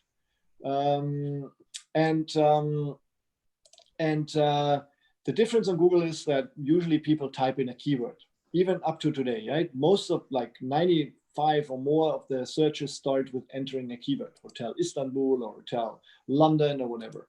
And there you always have the AdWords at the very top, right? So you always, first of all, see the Google AdWords, the keyword advertising, the text advertising up on top. And this has nothing to do with MetaSearch, but what Google implemented over the last 2 years more and more aggressively is the so-called Maps features, right? And that Maps features is directly now connected to Google Hotel Ads. And below that, you basically come to the regular organic features, which are for free.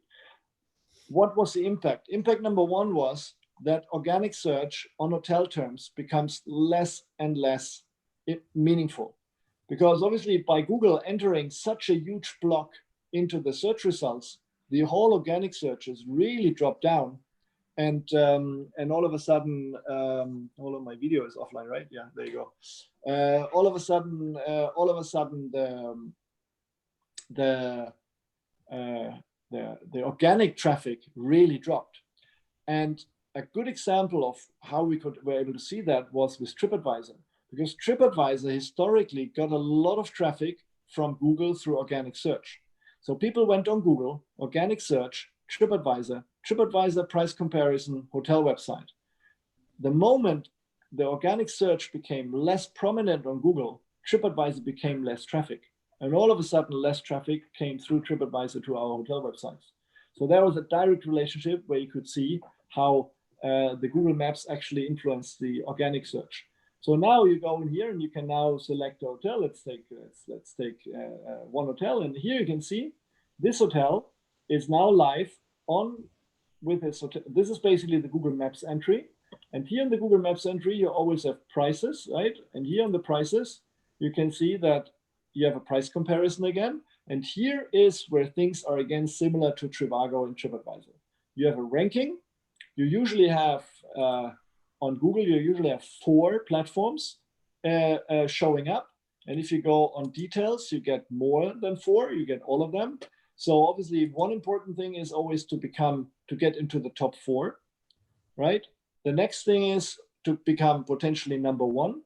And again, there are several factors. On Google, there are even more factors. There are, let's say, tons of factors, but again, bringing it down, what is important is cost per click, price, and rate accuracy. Rate accuracy is actually something, if you click here on the 70 euro, you get forwarded to the hotel website. And if the 70 euros are now not 70 euros, but maybe less than or more, then the rate accuracy is wrong. So basically rate accuracy means, is the price that you show on Google, is it the same price that you can see on your website? What the hotel is doing here is pretty stupid. Putting a huge email sign up right in front of the nose when you actually decided for a night. I'm not sure if that's a very smart thing to do. But here you can see that you get straight into the landing page with the 70 euro. Again, for me, it's not very nicely done, because you see the 70 euro here. It's actually 69.98, and it's very small. Yeah, it's very small in here, and it seems, is it a limited time offer? 50 restaurant voucher. I don't understand that offer immediately. It takes me it takes me 5 to 10 seconds to understand that, and that already makes me close. And Uli, as you said yesterday, we mentioned about this vital byte, but maybe it is good opportunity to re-mention it. All these platforms like Google, Trivago, TripAdvisor help you to drive traffic to your landing page, like booking engine and website. So it's another task or another thing for you to do to optimize experience for users so they can stay your website. Even if you spend billions of dollars for these kind of platforms, if you don't able to provide good experience them in your landing page, then you will lose that traffic, which was, this is a good example. For example, this hotel is investing money for Meta, maybe Google Ads, but if he provide better booking engine experience or website experience, maybe he'll see some increase in his hotel sales. Yeah, and you can see that this hotel is actually doing many things wrong. First of all, they are more expensive on the website than on hotels.com, right? And that way, the first reason is, why should I book with this hotel if it's more expensive on the website? Then I click and I get on a website where the price and everything is not very well explained. That's usually a problem with TravelClick. TravelClick, in my eyes, the optimization of the landing page is not very well done. Yeah, so this looks actually better than going straight into the details. And now the problem comes: if you invest money in clicks and you get the traffic to your website, you will not convert, and therefore potentially your campaign is going to have a bad result, because your conversion rate is bad. And then if you tell us to run a campaign on 10% cost, it's not going to work. And what's going to happen is that you're going to go offline, and then the campaign is over, and you will not drive your traffic. So conversion on your website is very important, but that's again another different session. Nevertheless, to understand, how do you get up here? Again, cost per click, price, and rate accuracy. These are three very important things. On top of that, you can again manage your reviews. You can manage your content. Very important. That's stuff you can do for free. Yeah. And again, to come back to the actual ranking. Hold on. Let me go back here. If you click here, you actually come to the page of Google where all the hotels are shown. Yeah. So this is actually now the real Google Hotel Ads search engine. So, but most of the people don't get in here directly. But here you can see that at the top position, there are actually two advertisements. So this hotel and this hotel, number one is by Trivago, number two is by hotels.com. So these two hotels are featured. The first hotel showing up normally is the Radisson. So again, without those top two, how can you go up in ranking in this area? Here again, cost per click is not an option. Yeah, the only option again is content, relevancy, quality index, right? Reviews and these kind of things. So, I mean, Google does a lot of ranking very much based on user behavior. I might get a different ranking than you. Someone that searches for 5 nights is getting a different ranking than the one for 2 nights. So this is very much based where Google tries to identify me as a user and give me the most relevant search results. But cost per click is nothing that helps you. Yeah. But if you click here again and you get to the hotel website, then to get here, this is again where the old rules apply, right? So this is the difference on Google. And now coming quickly back to those two sponsored ads, it is possible today to say, look, I want to become position number 1 or position number 2 in the Google ranking, and these 2 positions we can buy. And again, we have to buy this by paying an extra CPC. So you basically pay an extra CPC on top of the cost per click you pay anyway. Yeah. And this is just to make it clear for audience, Ulrich, this can be a bid from Google Hotel Ads extranet. So it's different from the Google's regular ads, right? Just to make Yeah. it clear for hotel, Yeah. because it Yeah. has different extranet. And if I don't know wrong, Google usually don't allow hoteliers to interfere it directly, but they do that companies like us and Ulrich. Yeah, exactly. I mean, we usually do it for our clients. Exactly. Yeah. And so that's basically an important thing. And now, okay, we have another 3 minutes. Okay, this might not be enough because obviously, and that's again, maybe for a more detailed session. On Google, in the end. Now, maybe we can give promise. So we'll do another session for each of these, maybe an hour each, maybe 3 days. So if you are okay with that, then we Sure. can do that Sure. as quickly as possible. In the Sure. meantime, maybe we can answer one question, the last question, Yeah. before we invite the rest of the panelists and the advisors, and goodbye to you all, and our Travel Tech Hub conference, which took 1 week long, and we covered almost all topic about Travel Tech Hub, and I hope it was useful for all attendees. So the last question was from anonymous attendee, and it says, personally, my fear is that the OTAs rank me so much lower and lose money if I invest more and on MetaSearch or invest for direct bookings. And so what actually you answered this question, but basically what he is telling is if he invest more in his direct channels, then he may lose his current position in OTAs. Actually, this is very valid fear, but I think a hotelier need to experience it and test it to see the reality, right?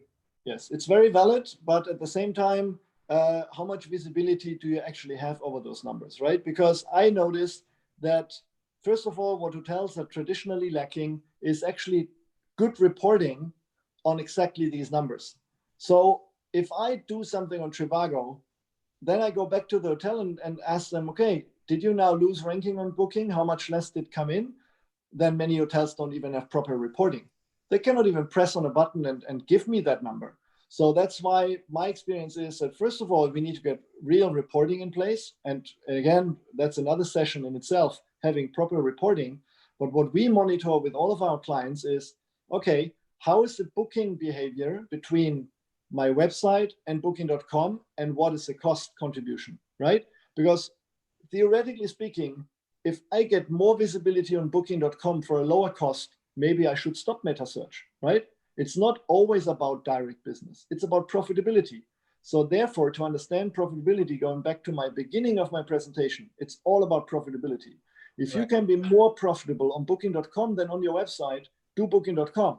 But on the other side, if you cannot be more profitable on your website than on booking.com, something is wrong, because you should be able to be. I mean, all the hotels we worked with for many years have usually between 2 and 6 to 7% lower cost on the website than they have on booking.com.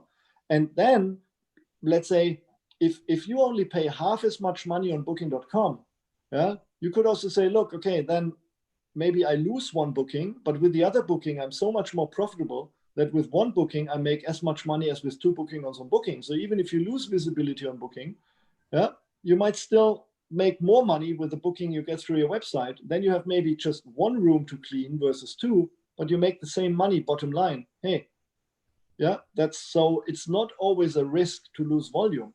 You need to think more bottom line. And these kind of things are important. So it's all about cost, monitoring your cost, and monitoring how channels affect each other.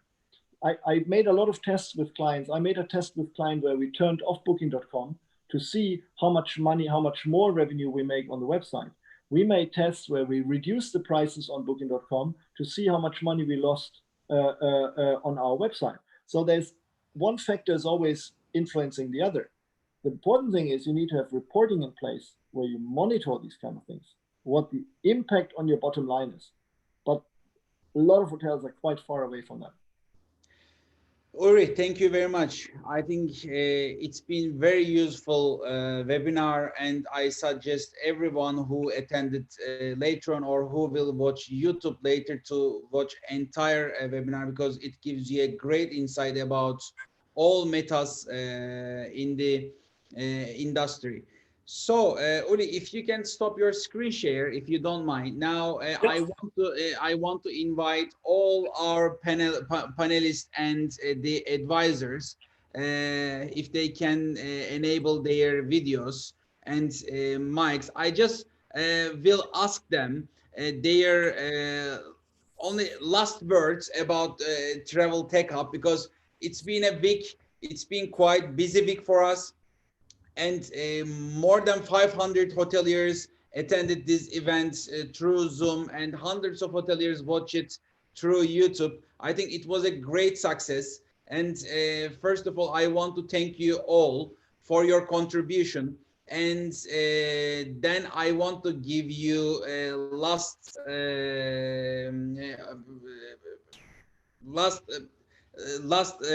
talk, so you can tell us about what you think. So let's start with you, Philip. I mean, how was the event for you, and what would be your last words about the event? Yeah, thank you very much, Erhan. Yeah, personally, for me, for us, it was the first time joining an event like this, like really a whole week of information. I also checked from the ones of the ones I understand the other sessions on YouTube.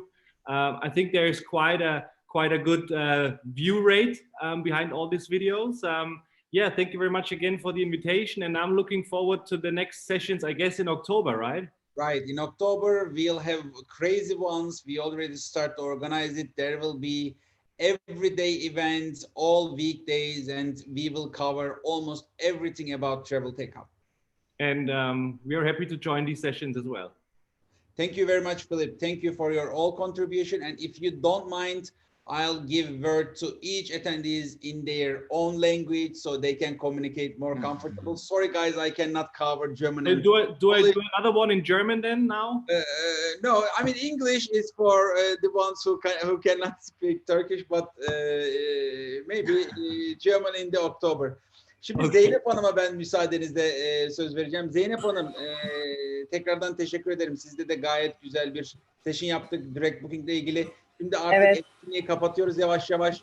Sizden son cümleleriniz, yani yorumlarınız etkinlikle ilgili neler söyleyeceksiniz? Hem ben çok keyif aldım, hem etrafımdaki herkesten de çok olumlu dönüşler aldım. Ben asıl size teşekkür ederim bunu organize ettiğiniz için. Diğer organizasyonlarda görüşmek üzere inşallah. Çok teşekkür ederim Zeynep Hanım. Teşekkürler. So Paul, now what would you say about this event? It's our one week event that we try to cover many topics, and we cover the channel management with you. And thank you for your contribution as well. So what do you think? What are your last? First of all, thank you very much for inviting me to this event. It was a pleasure to talk to you. Thank you, Erkan, for moderating this event so very actively. So we had much topics to cover, and simply I wish I had more time to talk longer about the channel management, the channel management in general. So I hope to have a chance to meet you in the future and to have prolonged sessions with you. So thank you very much. Thank you very much, Paul. It was great session with you, and we covered most of the things about channel management basics. And thank you very much. Evet Caner, senle de dün AdWords ve diğer SEO'yu, digital marketingin ana elementlerini cover ettik. Senin son sözlerin neler olacak? Ben öncelikle tüm Hotel Linkage ekibine teşekkür etmek istiyorum. Aynı zamanda tüm katılımcılarımıza da bizi bir hafta boyunca takip ettikleri için çok teşekkür ederiz. Bir sonraki etkinlikte umarım tekrar görüşürüz. Çok teşekkür ederim Caner'cim. So Uli, what would be your last words? So I think you covered great topics today, and you make it more clear for our audience. I think all these sessions are really worth to show students, even in the universities, because those are really very good quality topics, and you really covered many of them today. What would be your last words? Well, thank you. That's I spoke enough today, and thanks as always for organizing, and thanks for everyone participating and listening and asking smart questions. That's always the most important thing, to say thank you for the things we can share, because in times like this, it's important to meet and to exchange, and we can all be thankful if that's still happening. Thank you very much Ullrich. Tüm konuşmacılarımıza söz verdik. Ben hepsine teşekkür ediyorum. Şimdi yine bu etkinliğin olmasına büyük katkı sağlayan Tuader Derneği Başkanı Profesör Doktor Muharrem Tuna hocamıza da bir söz vermek istiyorum. Hocam, bu etkinlikteki katkılarınız için ben çok teşekkür ediyorum. Tüm gerçekten sektör adına ve tüm katılımcılar adına. Sizin son cümleleriniz ne olurdu hocam? Sizin bir unmute etmemiz gerekiyor galiba. Şu anda duyuyor musunuz? Evet duyuyoruz hocam. Evet. Herkese merhabalar. Öncelikle gerçekten böylesine başarılı bir organizasyonu gerçekleştirdiğiniz için sizlere çok teşekkür ediyorum. Hotel Linkage firmasına başta siz Erhan Kaya ve ekibiniz olmak üzere gerçekten çok başarılı bir organizasyon oldu. Elbette ki günümüzde teknoloji hem seyahat edenlerin hem de bu konuda, seyahat konusunda hizmet sunanların alışkanlıklarını, kararlarını, iş yapma biçimlerini değiştiriyor. Turistler açısından baktığımızda insanlar artık deneyim yaşamak istiyorlar ve bunu paylaşmak istiyorlar. Deneyim yaşama konusunda ön bilgileri de yeni medya üzerinden, yani sosyal medya ya da internet üzerinden ya da yazılımlar sayesinde diyelim, bunlar üzerinden sağlıyorlar. Buna ek olarak önemli bir konu daha, bunu paylaşma arzusu içerisindeler. Günümüzde sosyal medya üzerinden yapılan paylaşımların %50'sinden fazlası seyahatlerine ilişkin paylaşımlarından oluşuyor. Bu oran teknoloji ve turizm ilişkisini, mevcut durumunu bizlere anlatıyor ve gelecekle ilgili olarak da ipuçları veriyor. İşletmeler de mutlaka hem pazarlama konusunda hem de içsel süreçlerinde yeni teknolojiler kullanmak zorunda. Aksi takdirde küresel ve yerel rekabette ayakta kalma şansları yok. Turizm işletmelerinin pazarlamalarını yeni medya ve bilgi teknolojileri üzerinden dünyanın en uzak noktasına dahi yapma şansları var. Bunu da daha düşük maliyetlerle yapabiliyorlar. Burada önemli bir konu var. Özellikle büyük veri kullanarak doğru pazar segmentlerine hitap etmeleri işletmelerin daha mümkün hale gelebiliyor. Çoğu zaman pazarlama için ayrılan bütçelerin işletmelerin gelir hedeflerine katkısı çok düşük olabiliyor. Bunu aynı zamanda ulusal tanıtımlar için de söyleyebiliriz. Harcanan bütçelerle doğru kitlelere ulaşılamayabiliyor. Ayrıca maliyetlerin düşürülmesinde ve süreçlerin sağlıklı ve hızlı yürütülmesinde teknolojinin önemi çok fazla. Karlılığın artırılmasında gelir yönetimi gibi teknoloji tabanlı uygulamaların, kurumsal kaynak planlaması gibi yazılımların katkısı çok büyük. Değişmeyen tek şey değişimin kendisidir derler. O nedenle turizm sektörünün ve sektörün nitelikli personel yetiştirmeyi amaçlayan eğitim kurumlarının eğitimlerinin değişim ve teknoloji üzerine bina etmesi oldukça önemli. Okullar açısından bakıldığında buna yönelik derslerin müfredatlarda yer verilmesi, eğiticilerin eğitime odaklanılması ve bu derslere yönelik altyapıları kurması gerekiyor. Sektörün beklentisini karşılayacak ve hatta bu beklentilerin ötesine geçecek mezunlar yetiştirilmesi bu yolla mümkün olabilir. Biliyorsunuz bu doğrultuda 2 gün önce çok önemli bir çalıştay gerçekleştirdik beraberce, Hotel Linkage firmasıyla beraber. Birçok ortak kurumla beraber. Çalıştay turizm eğitimi, kalite ve akreditasyon konularını içeriyordu. Çok başarılı bir organizasyon oldu. Hem bakanlık, hem Yükseköğretim Kalite Kurulu, hem sektör kuruluşları, akademisyenler bu paydaşların katkılarıyla çevrimiçi ortamda düzenledik ve başarıyla sonuçlandırdık. Travel Tech Festivali'nde değinilen birçok konu eğitim süreçlerine akreditasyon sistemiyle yansıtılabilir. Çünkü beklentilere göre bir mezun vermemiz burada akreditasyonun temel ilkesi olduğundan dolayı bu bağlamda biz Turizm Akademisyenleri Derneği olarak akreditasyon konusunda Türkiye'nin ulusal akreditasyonu konusunda Yükseköğretim Kalite Kurulu tarafından yetkilendirilen tek kalite ajansı olduğumuz için bu bahsi geçen, burada konuşulan konuları akreditasyon sistematiğimize aktarmayı planlıyoruz. Bununla ilgili olarak da önümüzdeki günlerde çalışma yapacağız. Son olarak başta Erhan Kaya Bey olmak üzere Hotel Linkage ekibine, Balıkesir, Bilkent, Özyeğin ve İstanbul Üniversitelerine Panel ve seminerlerde katkı sunan konuşmacılara çok teşekkür ediyorum. Çok katkı sağladığına inanıyorum. Bu tür organizasyonların da artarak devam etmesini dileyerek tüm dinleyicilere saygılar sunuyorum. Teşekkür ediyorum. Çok teşekkür ederim Muharrem Hocam. Çok sağ olun katkılarınız için. Müsaadenizle ben şimdi sözü Balıkesir Üniversitesi Turizm Bölümü Dekanı Profesör Doktor Cevdet Avcıkurt Hocama vereceğim. Hocam sizin son sözleriniz neler olacak? Nasıl geçti sizce etkinlik? Evet, Eren Bey çok güzel bir etkinlik oldu. Çok tebrik ediyorum başta siz olmak üzere Hotel Linkage ekibini. Ayrıca çok değerli katılımcılara, Muharrem Hocam, Gürel Hocam, Zeynep Hanım'a ve yabancı katılımcılara da çok teşekkür ediyorum. Muharrem Hocam bahsetti. Artık bundan sonra turizm eğitiminde olmazsa olmaz bir konu bu. Seyahat teknoloji eğitimi. Yani eğitimin odağında olması gerekiyor. Çünkü gerek yerel, gerek ulusal ve gerekse uluslararası alanda rekabet edebilmek için bu olmazsa olmaz.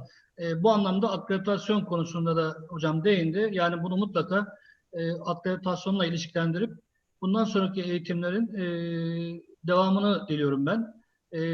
Başarılı bir Travel Tech Festivali oldu. Umuyorum en kısa zamanda yine daha kapsamlı ve başarılı faaliyetlere devam ederiz hep birlikte. Ben tekrar çok teşekkür ediyorum. Herkese çok selamlar. Hocam biz de size teşekkür ederiz katkılarınız için. Çok sağ olun. Şimdi İstanbul Üniversitesi'nden doçent Doktor Gürel Çetin Hocam. Hocam nasıl geçti sizce etkinlik? Son sözleriniz neler olacak? Çok güzeldi. Ben İngilizce konuşayım da arkadaşlar sıkılmasın. Tamam. It has been very useful for us, very efficient as well. Thank you again for putting this all together with the international experts and their knowledge contributed to what we have been doing at the university as well. Thanks again. Thank you very much, Gürel Hocam. So I really want to thank you, everyone who has contributed to this event, and a special thanks to our advisors, Professor Dr. Muharrem Tuna, Professor Dr. Cevdet Avcıkurt, Teoman Alemdar from Özyeğin University, Associate Professor Gürel Çetin and Dr. Eda Gürel, Bilkent University and Gürel Çetin from Istanbul University. And I also want to thank to supporting universities, Istanbul University, Özyeğin University, Balıkesir University, and Bilkent University. It's been a great week. We really learned a lot, and thank you for all attendees who has attended this conference and listened us with patience. And thank you all. Now time to close this session, and hope to meet you all in October with the greatest Travel Tech Fest and biggest one. Have a great one. Goodbye.